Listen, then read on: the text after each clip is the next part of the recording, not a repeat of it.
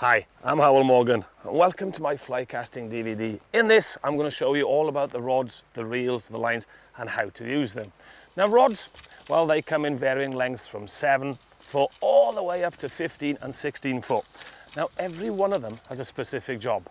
7 foot, 8 foot, small rivers, small trout. 9 foot, bigger rivers, small still waters. 9.5, 10 foot, 11 foot, large reservoirs. And then we go into the 12 to 15 foot for salmon fishing on large rivers. Now, every one of those has one thing in common. And on the rod, it'll either say a line size, it'll say AFTM, or it'll have a hash sign and numbers behind it. That means that the line, the number on the rod matches the line, so it'll load the rod correctly. So first of all, let's look at the rod. Now with a rod, when you're putting it together, what you must do, make sure that the guides, that is the rings on the rod, they're in line from one section to the next. With this rod, we're lucky there's locator squares on each section, and make sure that you push them in firmly so they're not going to come out during casting. Make sure the next section exactly the same and in tight. Then we have the reel. Now the reel, really, it's a line storage system. Now some people will say, oh, you're a right-handed caster, you need it to wind on the left. Me personally, I'm right-handed and I also reel on the right-hand side. I just find I've got more dexterity in this hand. There isn't an incorrect way. You can have it either side. Then, when you've put the line, to put it up the rod, a lot of people will use their leader and feed it through the guides. The problem it can happen, it can catch the grass and that will snag it and pull it all the way down. So a little tip for you, instead of feeding the leader up, what we do is feed the line. And I fold the line into a little circle and feed it up the guides. Now very, very important when you're doing this, don't miss a guide out. So what I actually do, when I put it into my hand, the other side of the guide, I slide my hand up, feels the next ring, so that way I'm not going to miss any one of those. Feed it all the way up, and when you come to the tip, make sure that you pull it out of the tip like that. I see a lot of anglers grabbing the rod and then trying to pull it out that way. And when you bend the tip like that, a lot of pressure on there, it could break. So make sure that you pull directly out of the tip. So that's about the rod length of line. Now to start casting, how do we get this all out? Well, just put it on the grass and then just pull some line off the reel and push the rod back and forth. And just the friction of the grass will just draw the line up the rings like that. And on this line, it's got an orange marker where the back taper is. Now every line, this one a weight forward, it means it's got all the weight in the front of the line. So that helps you to cast. Get that orange about near the tip. Now we've got all that in a mess in front of us. I'm going to start off now with a roll cast.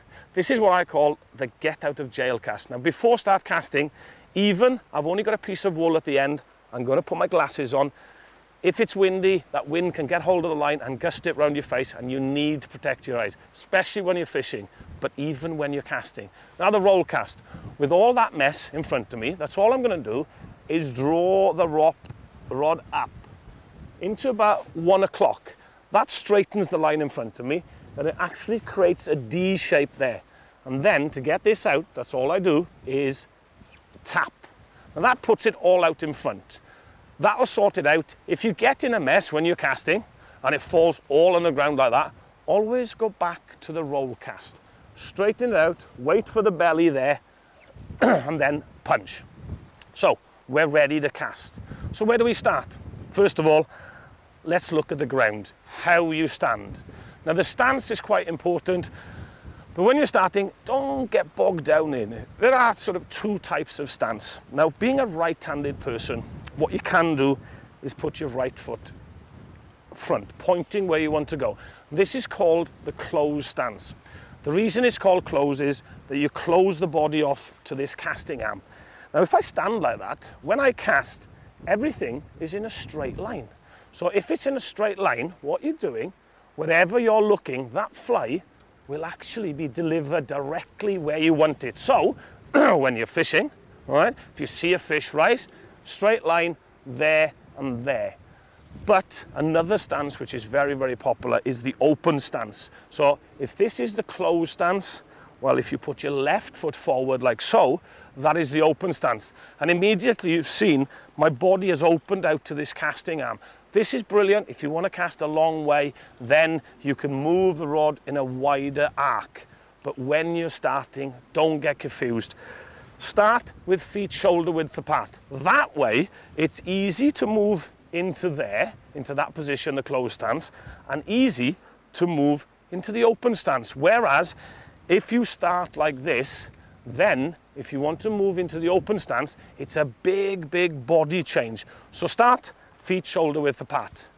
The next thing, the arm position, simple and easy. What we do, drop your arm by the side, bend at the elbow. There we go, that's the position. Now in the olden days, what they used to say is that, and I'll use my hat, what they used to do is put a book under there. And when you cast, if you drop the book, then you're not casting properly.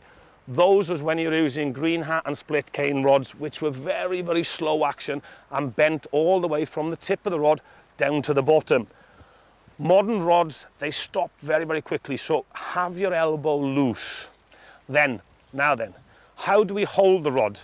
Well, this is individual. Everybody's slightly different. A lot of people like to hold it with their thumb pointing up the back of the rod. That way, when they tap forward, that thumb is pushing the rod forward. Some other people prefer it with their thumb to the side and their first knuckle up the back of the rod. And that gives you a little bit more power. However, some other people prefer it, first finger up the side of the rod. And the last one, first finger up the back of the rod. So where you're looking, you're actually pointing to where you want the fly to go. There is no right or wrong. You choose one that suits you. That's the important thing, because if you find a grip that works for you, then everything else is going to be relaxed. And the more relaxed you are, the smoother this cast will become. So try it with your thumb and top. Try all of them until you find a grip that's comfortable for you. Right, now then, we're going to actually look at the cast. Let's start with a lift off. What you must do is lift off slowly. So think of it like an acceleration to the vertical. Lift off slow, speed up, stop, and push forward. So we start, and the important thing when you do this, make sure that the lift off, you start it with the tip right on the ground. If you're fishing, tip right onto the water. So as soon as I start to move the rod, the line will start to move on the grass. And the good thing when you're fishing on the water, when you start to move that line, it kills the friction on it. So even if I got slack line in front of me there, what I have to do is pull it straight. So there's contact from the tip right down into my fly. So start off slowly, speed up, stop, and push forward. Now the important thing with this, now a lot of people will tell you when you fly cast is that the rod is an extension of your forearm. The problem is when I lift off and then when I accelerate and stop, if I hold that solid to my forearm, there's going to be a lot of recoil up there at the tip of the rod. What that does, it actually sends shock waves down the line. So when you actually lift off, lift slow, when you accelerate and stop, that butt of the rod actually leaves the forearm for about 2 inches. And that way, what will happen is when you're accelerating, when you stop, that tip of the rod will actually just bend backwards into the weight of the line rather than recoil and bounce at the top. So relax the forearm and relax the wrist. So you start the lift off slowly, then it is part of your forearm, and then when you accelerate and stop, it kicks away. So just do that once again, lift off slowly, accelerate, stop. Now if you find, and a lot of people find it difficult to start with, they actually break the wrist. If you've got a loose jumper, you can actually stick the butt of the rod in the jumper. This time I've got a tight shirt. So what I'm actually going to do, I'm going to put my hand on here and then assist it by holding it with my finger, allowing it to break there so it won't stop too far. The problem is if you break your wrist, if you notice when this rod stops, it actually stops on the clock face, there's 12, it stops at 1 o'clock, just past the vertical. But if I go to there and I break the wrist too much, that happens, what happens is the rod goes to about 2, 3 o'clock. And what that will do is drop all your line on the grass behind you.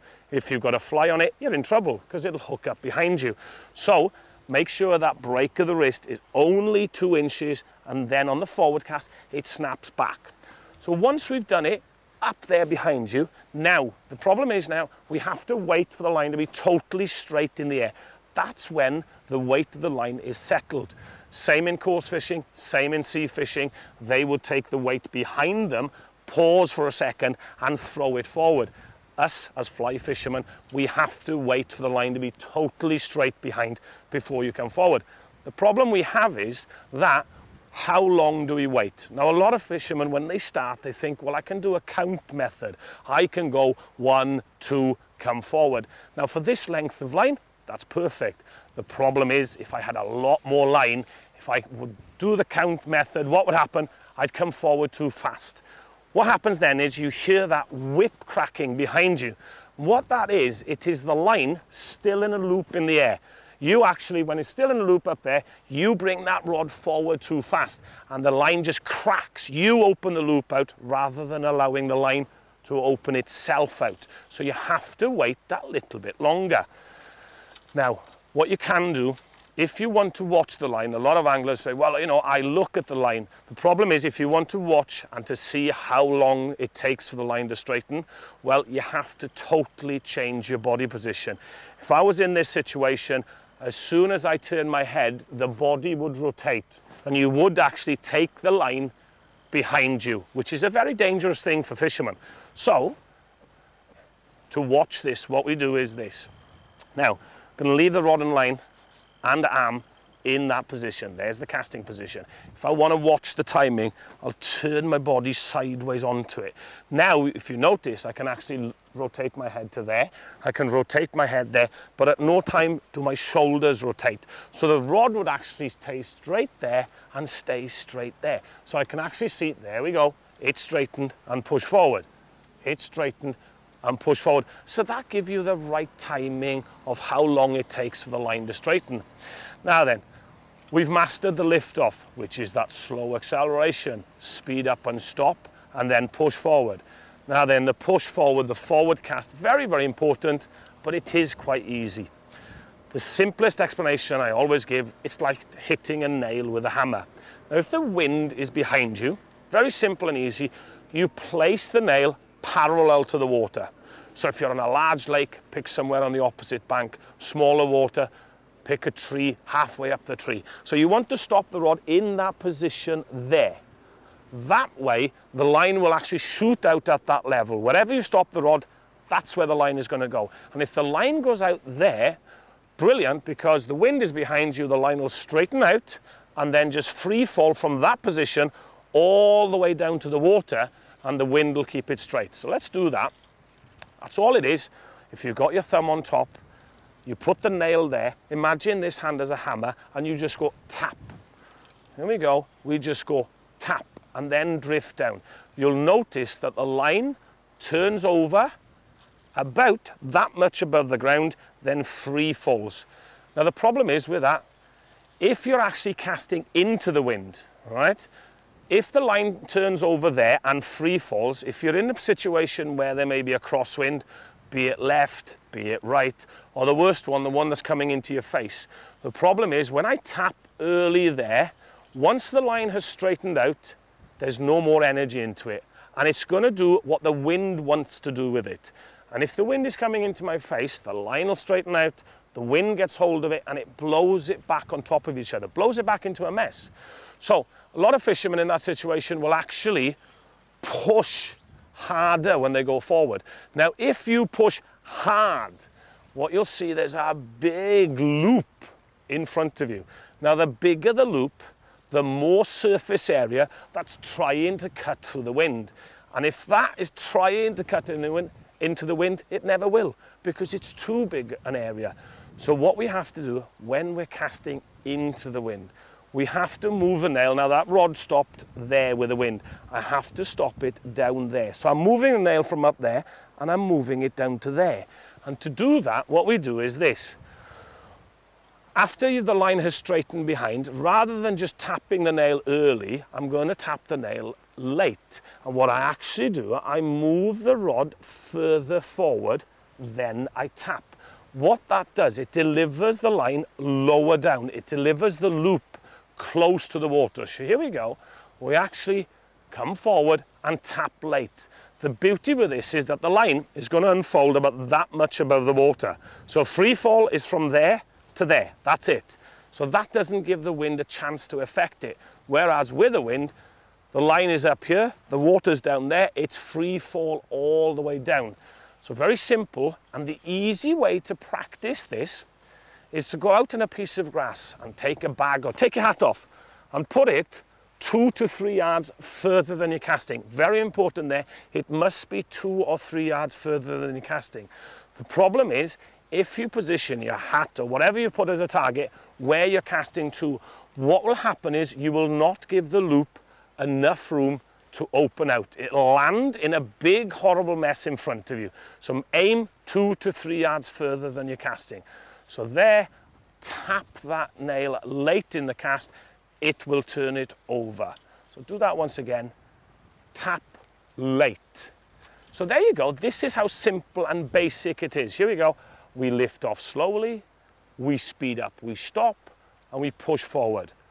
Lift slow, think of it as acceleration to the vertical, start off slowly, speed up and stop.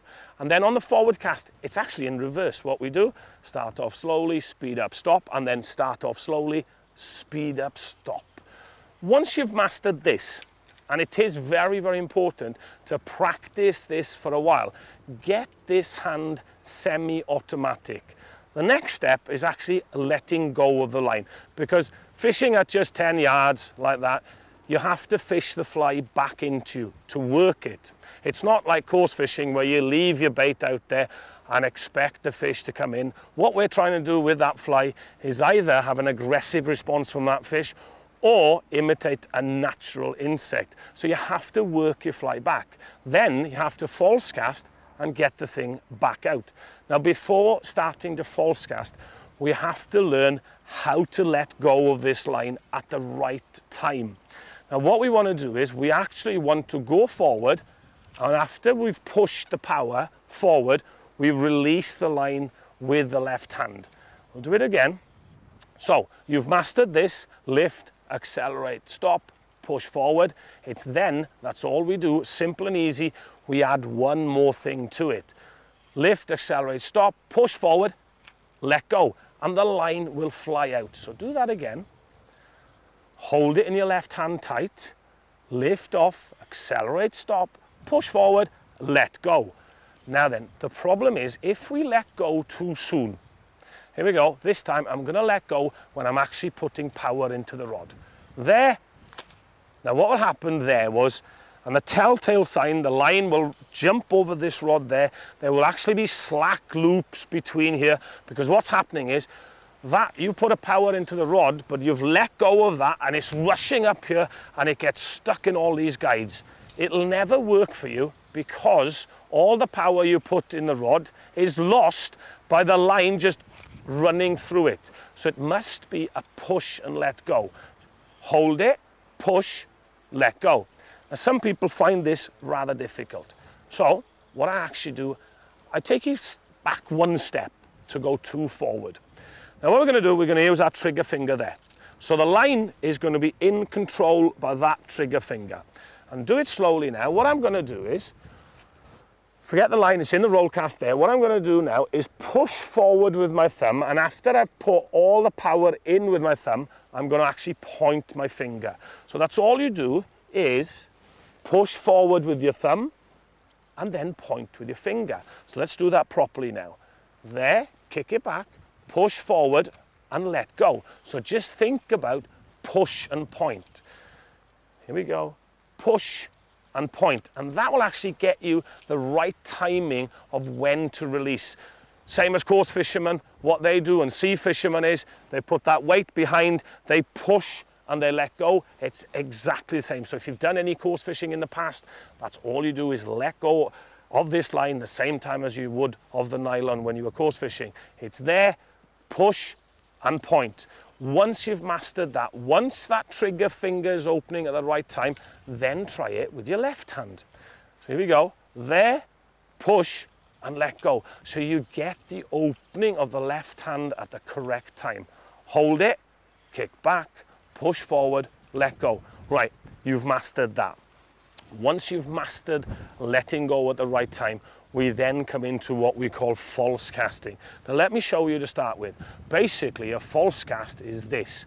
You're actually keeping the line in the air. You're not allowing it to go back down onto the water. Whereas before, that's all I was doing. I was lifting off and putting it down.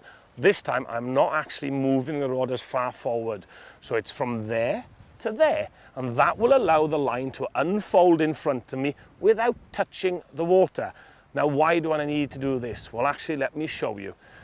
First of all, you've cast out. Now, imagine I've cast out onto the water. I now have to bring that fly back into me. I want to work the fly. I want to try and induce the fish to take it.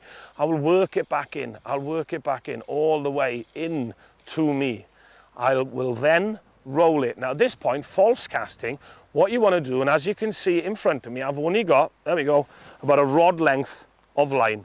This is a 9.5 foot rod, so I got about 12 foot of line outside with the leader. Now I want to get that 12 foot out to 15 foot, all right, or 20 foot. So it's called false casting. We don't want to land on the water because you'll disturb the fish. So what you do with false casting is, every time I go forward, I let go of some line. Push forward, let go.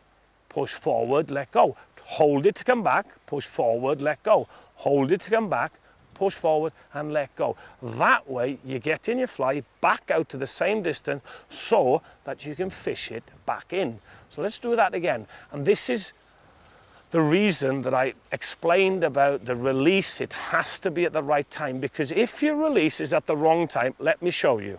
Right, what you do is this. If I let go at the wrong time, it just ends up like spaghetti. Right? Because all the power you put into the rod is actually lost with the line just running through the guides. Let me show you that again. We do that, and then no matter how much power I do, it's not going to go anywhere. So let's do it at the right timing now. So just get that out. What we do is hold it in your left hand, kick back, push forward, open your left hand, hold it to come back, push forward, let go, hold it to come back, push forward, and finally let go. Let me do that once again. Watch the left hand this time. Very, very important. After I've put the power into the forward cast, I just open my hand, but I don't let go of the line, because if you let go of the line, you're going to catch it again to hold it when you go back. You just open your hand and allow it to slide through your finger and thumb, then trap it to come back. So it's there, open, let it slide, close it, let it slide, close it on the back cast, open it on the forward cast. So push, open, hold it, push, and then finally open. So once you've mastered that, you then actually can get out on the water and fish. So the one thing with this, when you are fishing, and very, very important point about fishing this, is a lot of anglers will actually have, and you shouldn't really pull more than a rod length of line in. If you do so, and let me show you, if I pull, let's say I've only got about 2.5 feet outside the tip. The problem is now there's not a lot of weight out there, and I'll have to try and pull the line back out, and you're going to false cast, false cast, false cast, false cast, false cast. Finally, you've got enough line out, and then it is delivered. Problem with that is you've wasted a lot of fishing time. What you want to do is bring it in to about a rod length. That way there'll still be enough weight of line outside the tip to drag the rest of it through the guides. Problem is now, fishermen will actually lift off there. Now if you lift off there, the fish could have followed you all the way to there, it'll be boiling in there trying to find your fly. When you bring it in, what you actually must do is actually bring it to the side. Bring that tip, and when you're doing it is bounce the tip, which actually makes the fly pulsate close to you. Now once you've come into there, you look behind the fly, there's no fish following it, you come into the roll cast, roll it, trap, and then push, let go, hold it to come back, push, let go, hold it to come back, push, let go. Now then, how do you pull it back? The retrieve, honestly, is one of the most critical things when you're fishing. Two things you're trying to do: aggressive response or try and imitate a natural food source. I see a lot of anglers doing this, and they turn their head to have a look what's going around the lake. Problem is, when you do 1.5 feet, 2 feet of draw like that and stop, and 2.5 feet of draw and stop, that, to me, that's never going to get an aggressive response for the fish. and it never imitates a natural insect. I've never seen a natural insect go there and stop, there and stop. You have to actually mess them about a bit. It could be a short, sharp tweak, it could be a stop, a long pull, short, sharp tweaks, stop, like that. So you mess the retrieve about. When you come back, you give them a chance coming into the roll cast, then into the false cast, get it back out, and then push forward, let go, and then start again. Now there is another retrieve that we do use, which is called the figure of 8. And what you do is index finger and thumb down to the little finger. And the reason they call it a figure of 8 is actually, if you hold it in your hand, it actually makes the number 8. I don't know if you can actually see that, but it makes a number 8 with the line. And that's a steady, slow retrieve. One important point, whenever you're retrieving, whenever you're fishing, that tip should always be down on the water. And remember when I said when you start fly casting, the tip should be on the water. If it's on the water, then it's ready for you to recast. But the most important thing, if it's down there, you are as in closer contact with those flies as possible. So it's down there, and that figure of 8, you can stop. You can do a long pull, and then you can stop. You can do short, sharp tweaks, go back into the figure of 8. So you're changing the speed of the retrieve all the time. So let's put that all together once again. We come into the roll cast. Just jerk that tip round, false cast. Every time you're letting go on the forward cast, trap it to come back, let go, trap it to come back, push forward and let go. So we're going to try and get this nice silver rainbow in. He's fighting well. And with this one, it is a catch and release water. So play the fish quite hard. Try and get him into the net as quickly as possible. So he's returned nice and fresh into the water. Now then, it was a nice rainbow. He's not quite ready for the net yet. Come on. He's seen my face, so that made him swim a little bit faster away. Come on.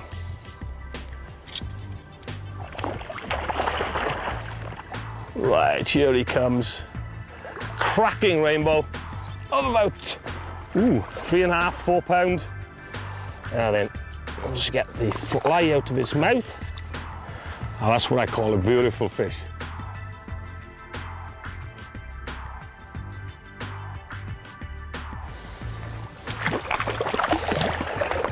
Right, fish looks as if it's started to recover. Now, don't take it out, just drop the net. Just keep the fish upright, and when he's ready, just let him swim off.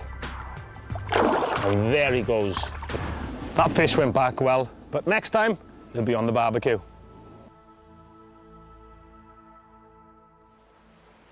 Let's take this a step further now. Now, when you're fishing, a lot of anglers are very critical about distance. They want that extra distance. Why? Well, if you're fishing and there's a lot of anglers around you, the sensible fish, the wise ones, will be further out than anybody else are casting. So if you want to carry on catching fish, then you have to get more distance. And how do we do that? Well, distance is all down to tip speed. The faster that travels through the air, the more line speed you get. And the more line speed you get, obviously, the line is going to travel a bit further. So first of all, step one, to actually get a little bit more tip speed with the resulting line speed, is that we can push just a fraction harder with the rod hand. And if you push harder, what it does, it bends the spring a little bit more. So push harder on that forward cast. What it'll do, just bend that line, get extra line speed, so you're going to get a little bit extra distance. And when you're doing this, that's all we have to do, wait on the back cast and just start loading it a little bit sooner. So I'll do it slowly. From back there, instead of drifting and then pushing, what I'm actually going to do, I'm going to start a little bit faster and speed up and stop. That will get that line traveling a lot faster through the air, so you're going to get the distance. Now, be very, very careful, because if you push too hard with this rod hand, if you really punch when you go forward, Now the loop should always travel in an elongated U shape. The fly above the bottom of the line and it unfolds when it goes out on the water. The problem is, if you come in here and you really punch, thinking, well, the harder I punch, the further I'll cast, what will happen is the loop will turn into a circle. So what I'm going to show you now, on that forward cast, if I punch really hard, it closes the loop up, it makes a circle. When you have that circle, what happens is the fly is actually traveling underneath the main body of the line, and it has to climb above that to turn over and get out in the water.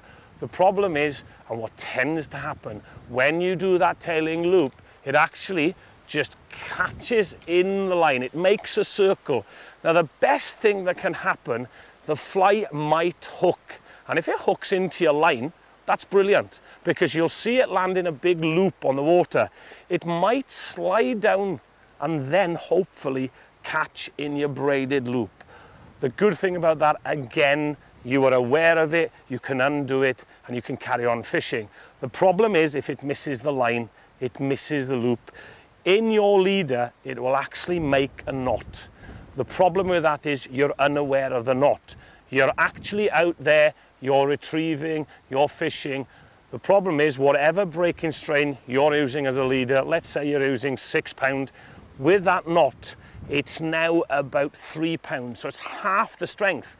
What can happen is a fish takes you, snap, you lose the fly, you lose the fish. When you bring your leader back, what you'll see at the end is a telltale little kink that proves there was a knot in it. And what we call it a tailing loop, we call it an excessive power knot, and a lot of anglers, the most common thing, they're called wind knots, because when it's windy, you do tend to punch a little bit harder. So let's show you it again. If I push forward just nicely, that loop is U-shape.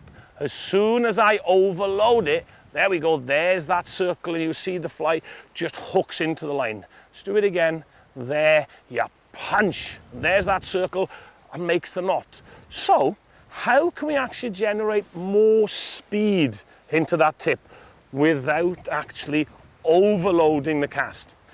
Step one, very, very simple. We actually introduce the left hand. Now, that's all this has been doing so far, is actually retrieving the line, all those different retrieves I showed you, trying to induce a fish to hang on to your fly. Now you're going to introduce the left hand into the actual casting as well. So instead of just staying there now and letting go, trapping and letting go, what it's going to do is going to actually be part of the cast. Simple and easy. What we do is, as the rod goes up, this left hand starts to pull down. When you put the final acceleration in with the rod hand, in my case the right hand, what I do with the left hand, I pull as well. So you start off with both hands together. You then lift the rod, and as you're lifting the rod, the left hand is pulling down. When you accelerate with the rod, the left hand accelerates away. So do it again, and the beauty with this technique, when you're doing it, the power stroke with this hand is exactly the same as this one. They start off slowly, they speed up, they stop and push forward and let go. Now there is a fault that a lot of people, when they do this, when they've moved on from just actually false casting and releasing, because this left hand pulls all the way down here, there is a tendency with a rod hand to do this and drop the whole cast way behind you. Make sure that the rod hand does exactly what it used to do. It stops up there. When you're concentrating on this, make sure that doesn't do that. So it's there, pull down, stop it in the right position, push forward and let go. Now, the problem is with the left hand. When you pull down, it's quite a long pull. Then when you come forward, make sure that the left hand stays down there and the line is tight between this hand and that bottom ring there. It must be tight. Then when you're pushing forward, you're actually loading that rod and then you can shoot the line out. So once again, pull down, stay down there, push forward, let go. Some people, when they're casting, when they pull down, right, they, instead of staying down there, they actually, as they come forward, they let the line and let the line hand drift up towards the rod. When you do that, whatever amount of drift, it is from there to there, or to there, or to there, you're adding slack line into the rod. What that does, it releases the tension in the rod, it releases the tension in the spring. Then you actually catch the weight of the line behind you, and when you come forward, what will happen is you will see the line loop over the tip, or worst of all, it will actually land in a horrible mess in front of you. So when you pull down, stay down with a tight line, push forward, let go. So let's do that once again now. Start with both hands together. Remember, the tip stays down there. Slow lift away, slow draw away, pull down, stay down, push forward, let go. Now, a lot of people ask me, well, if I'm accelerating the rod going that way, so you're putting more speed into the tip going on your back cast. Everybody thinks, well, everything's traveling faster backwards. How do we actually cast further forwards? Now, the reason for it, what's happening is that the line is traveling faster in the air backwards. If you imagine this rod now, with me at the bottom, now that would probably be a normal bend when you've done a normal backcast. But when you introduce that pull, it will bend a lot more. So what happens is, on the backcast, you've introduced more bend into the spring because the line is traveling backwards faster. If there's more bend in the spring, when you push it, you're obviously going to introduce, again, a little bit more bend, so you'll get more tip speed going forward, with the result, you're going to cast that bit further. So do that again. Pull down, stay down, push forward, and let go. So that will increase your distance. Now, if you're in a situation when the wind could be really, really strong into your face, we can introduce that single haul onto the forward cast as well. So what we do then is, what you're going to do, you increase the tip speed going forward. You're increasing the line speed going forward. If you have more line speed, you're highly likely to cut through the wind. To do that, what we do is we take both hands up together, and then when you come forward, you pull away. So instead of pulling on the backcast now, you've just done a normal backcast, taken the left hand up with it. When you're coming forward, you pull down. So the line is normal speed behind you, but when you come forward, you pull extra bend in that spring, and it will cut through the wind. Take it up, pull it down, and that's how you'll shoot and get extra line speed, even if the wind is really, really strong in front of you. So once again, go up with it, pull down on the forward cast. Now, once you've mastered that, that actually is the next step to the ultimate technique in fly casting. It is called the double haul. With that last step, I was pulling on the back cast, and then I was pulling on the forward cast. What you do on the next thing is actually put the both together. So what we do now, get a little bit more line. On the back cast, as we did before, pull down. But instead of staying there and pushing forward, what we actually do, we pull down, we go up. Now notice, this rod has not moved. It has stayed in the right position as it has done all the way through the casting techniques. Then the left handers come up to meet it. Then they both start forward together, then you pull away. So you're actually pulling extra bend into that rod going that way. You're getting extra line speed going that way. Then when you've gone up there, you actually pull extra bend going forward, and you get extra line speed going forward. So it's pull, up, pull. Now the problem with this technique, the left hand is actually going twice as fast as the rod hand. Whereas before, on the single haul, it was the same movement, and on the single haul, on the forward cast, power stroke of this hand, exactly the same. With this one, this is going twice as fast. What we have to do, think of the first haul. We have to think down and up. The single haul is a long pull, and the problem is with a long pull, all your muscles are tense down there, and then you have to relax and come back up. What you have to do on the first part of the double haul is be short and sharp on the first pull. So it's like this, down and up. That way, if you can notice between the left hand and this first guide, it is always tight. We don't want to introduce slack line. We go down and up, So we get a tight line. If you get slack line, what that means is that this left hand isn't sharp enough, or you've pulled a little bit too long. So if you pull too long, you go up and you'll see slack loop. Now, if you see this, if it happens to wrap around the butt, that means this left hand isn't sharp enough. You've come up here, you see that slack line all the time. So you must be a little bit sharper. And the way I teach a lot of people is, think of a cooker plate down there. You pull your hand, it's hot, get it away. So short, sharp, down and up. Here we go, down and up. There you go, there's that tight line. Then it's ready to do the forward cast. Then you pull. A lot of anglers will find it difficult at the start because you're pulling up and you're pulling. And if you notice that left hand is going twice as fast. Pulls on the back cast, pulls on the forward, it's pull, pull, pull on the back cast, pull on the forward cast. Right, I'm gonna give you a little tip now to teach yourself how to do this.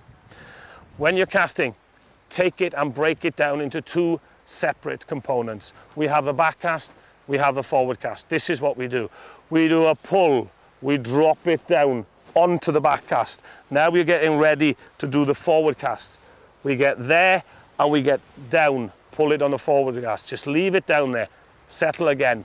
We pull, we drop. Get used to getting your left hand up to the rod. You come forward and you pull. So here we go again. Pull, drop, everything down. Left hand's met the rod. Both start forward together, then you pull. Once you've broken it down, put it back together again, and we just do this. Pull, up, pull, pull, up, pull.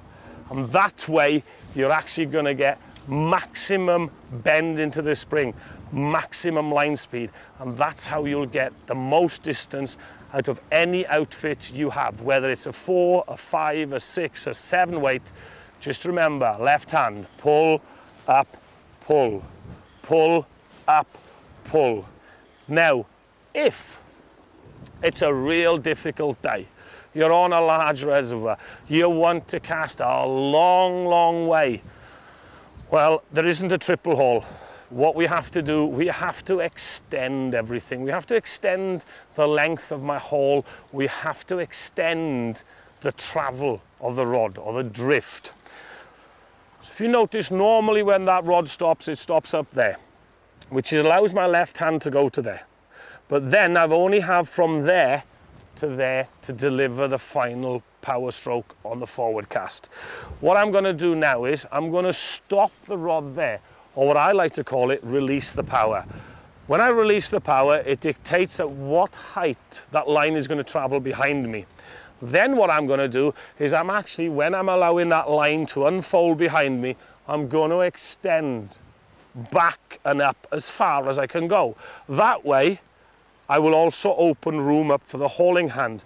So if I stop there, normally the hand can only go to there. But if I go back up there, I have to go back up there. So then, instead of going from there to there, what you have with the power stroke of the rod, you have from up there, from there, all the way through.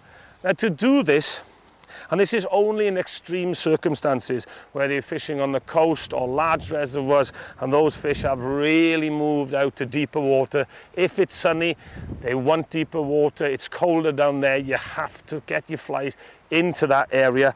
To start with, move your stance.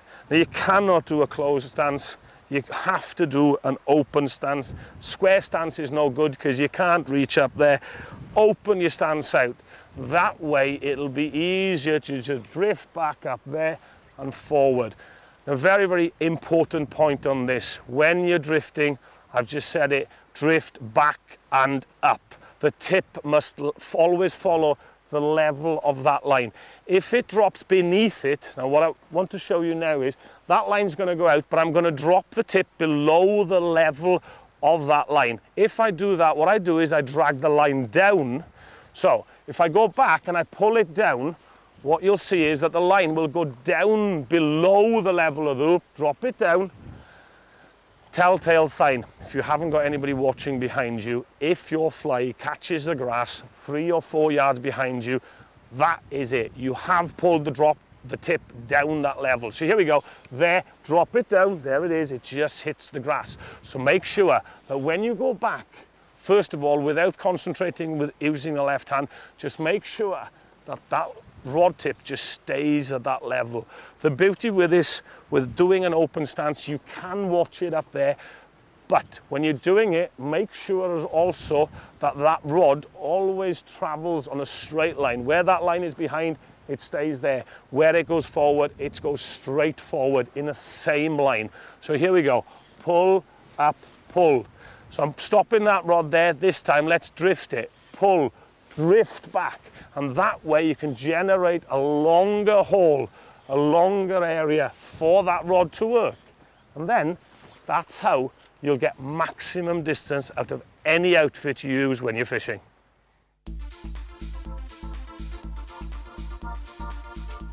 We've started on the left here, we've still got a bit of weed out. What I'm doing, using the countdown method, counting at 10 seconds before I start retrieving.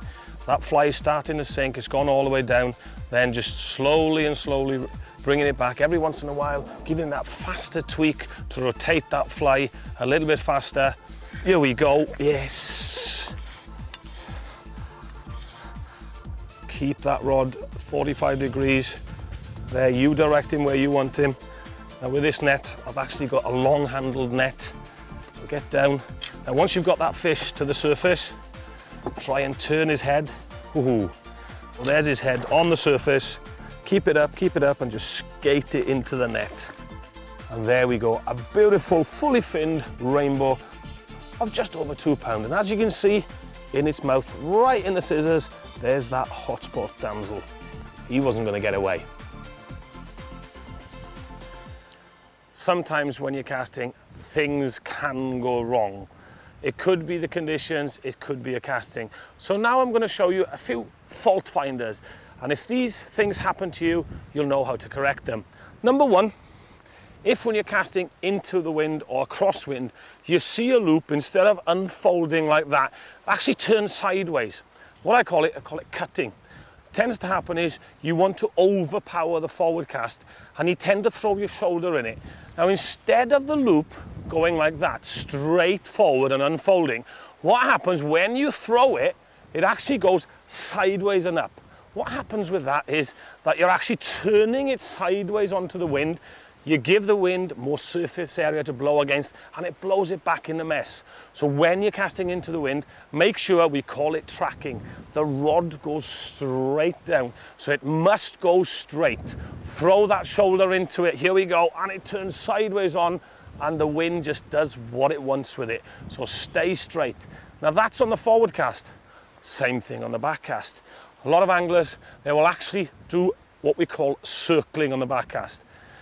Now when you're fishing with a team of flies, say 2, 3 or 4 flies, when they unfold, people try and turn it sideways. And you see them on the back cast, they go around in a circle. When you do that, the line is not thrown directly behind the rod. It goes around there. Now if the wind is behind, telltale sign, it'll actually hook the grass behind you. Please, if it does hook the grass behind you, you're lucky. If it misses the grass, it's going to hook yourself.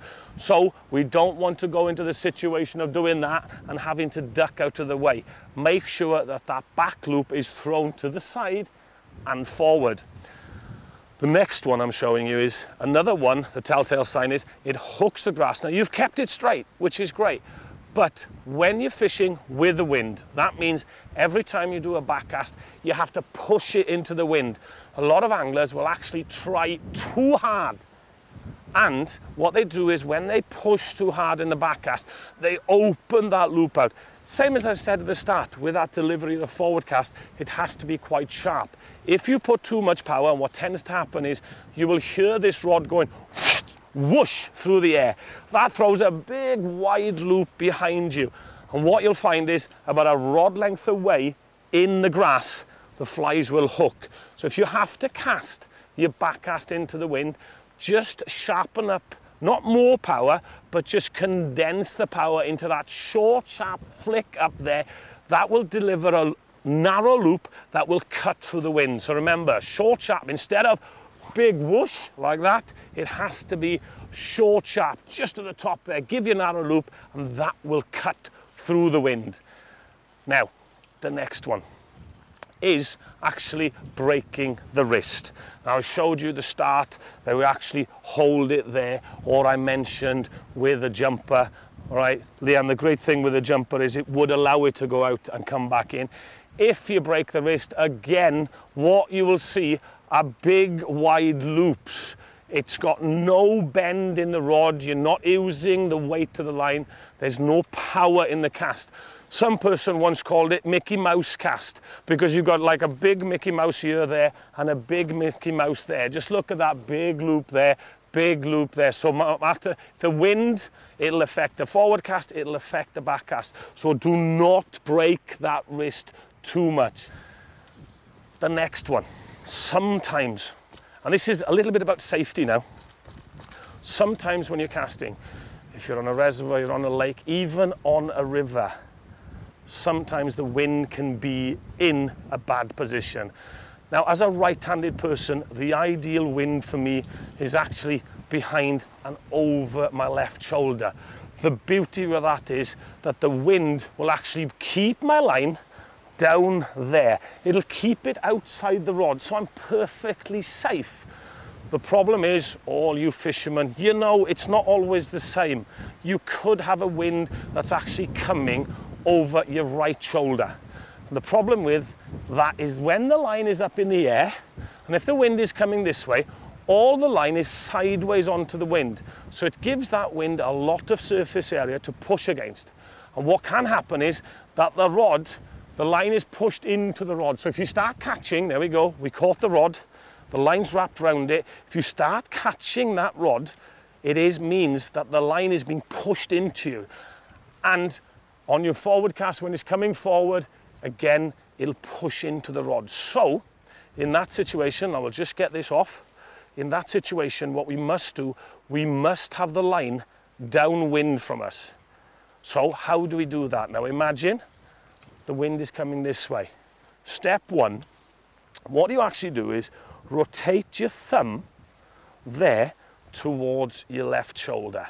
And that's all I'm going to do is, I'm actually going to do exactly the same as if I was going to cast there, but that's all I'm going to do, same power, I'm going to go up there, all right? That way, the thumb goes to this shoulder. The beauty with that is the line is this side of me. The wind can do what it wants to because it's going to blow the line away from me. So up to there and push out. Now, very, very important with this, I mentioned a little bit earlier about tracking straight when you're casting that way. Well, with this way, what you must do when you're delivering a forward cast, remember, the rod has to track straight. What I'm going to do is I'm going to go out there.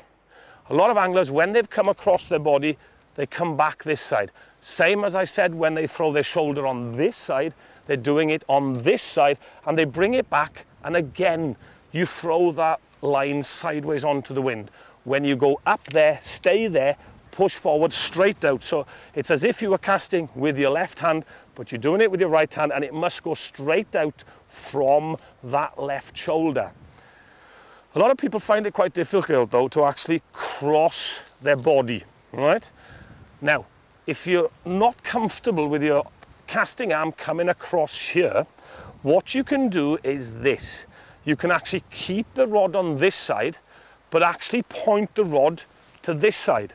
So the tip will actually travel over my left shoulder. So it'll travel over there, and it'll travel over there, and there. So the rod hand is still kept on this side, but the tip of the rod is over here. The beauty again with that, all the line is down this side of me. It's going to be blown against me. Now, again, there is two sort of drawbacks with using those casts. When I take it to there, I'm not going to be able to go any further because my shoulder is in the way. When I take it to there, I can't take it any further because my head's in the way. And what I'm going to do now is I'm actually going to have to, in extreme circumstances, you have to actually turn your back cast into your forward cast and your forward cast into your back cast. Now we're going to cast this way. Imagine that the lake was there. And instead of fishing this way, I'm going to actually turn up the bank, look up the bank, right, and I'm going to put my back cast onto the water. Now the problem with this is, now this is only in a very, very strong wind. Now if you do a normal back cast in strong wind, what will happen is that you deliver the backcast high, but just imagine the whole line again is sideways onto the wind gets hold of it, it will blow it back down the bank, it'll blow it away from you. So in that situation, you want your backcast going onto the water a lot lower. You have to deliver the power down there. Now in preparation for this, when you're false casting, you hold the rod with whatever grip that you're comfortable with. But on the final delivery of that last cast onto the water, what you must do, and I find it a lot easier, on my last cast, I will rotate my hand to have my knuckle on top of the rod. The reason for that is I can actually pull the rod further back and then deliver low. If I was to do that, I find it difficult. I can't actually take it through. So I would swap my hand onto there. I would actually lead the cast with my elbow, and then I turn over and I fire late. We'll do that once again, just very, very slowly. Slow lead, fire down low onto the water. So let's put it into practice. Let's get a little bit of line. Now what we're doing, here we are, we're going to fish it all the way in. We're going to false cast, normal grip, false cast, normal grip, right? That final delivery, here we go. We rotate the hand, lead with the elbow so you can fire it down. And when you're doing this, bit of practice on grass first before you go out in the water, because you are changing everything on your grip and it is a little bit alien.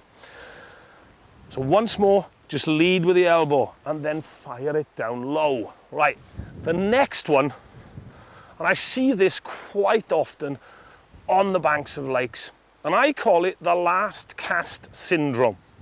What happens is you're having a nice cast going back and forward, you're false casting really, really nice, and then suddenly what's happened? It goes plop in front of you. Now, there are two things that can happen when you're doing that. And a lot of anglers will tell me, oh, the one before last cast, my false cast was brilliant. My last one was terrible. Now, what can happen is, one thing in your head, it goes, right, I'm ready for the last cast. What you can do, so you're doing a normal false cast, then because you're thinking of that final delivery, you open your shoulder up, drop it down behind you, catches the grass, all right, or just doesn't go anywhere. Make sure on that last final cast is that you still stop that rod in the back cast, stop there. And even if it's the last cast, keep it up in that position. It won't catch the grass behind you. Well, there we go. We've come to the end of the program. I've covered all about the rod, the reel, the line, and how to use them. Even shown you the single and double haul and the fault finding section. I hope you've enjoyed it, and I hope it'll put you on a fast track to becoming a successful angler. Tight lines.